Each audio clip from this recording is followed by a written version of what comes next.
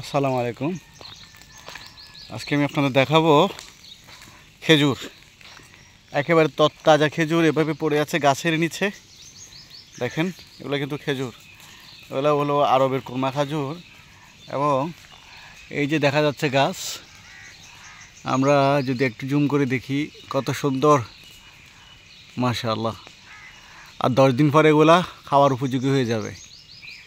আর 10 দিন পরে এটাও সেম গাছ, এটাও একই গাছ। এটা একটু বড়, এটার নাম হচ্ছে, এটার নাম কি আমি নিজেও জানি না, অনেক লম্বা। এটা গাছটার নাম হচ্ছে খসাব। আর যদি দেখাই সামনে দিয়ে,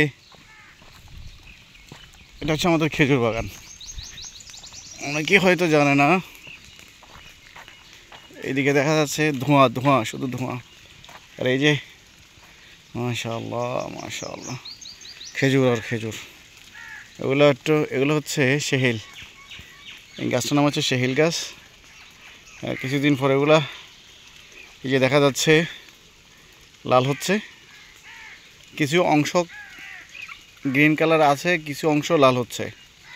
তো যেগুলো লাল হচ্ছে এগুলো কয়দিন পরে এগুলো আবার কালো হয়ে যাবে। তার মানে যদি ফাঁকা ধরে কালো হবে।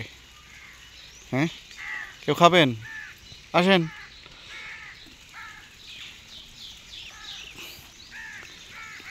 একেবারে কাছ থেকে।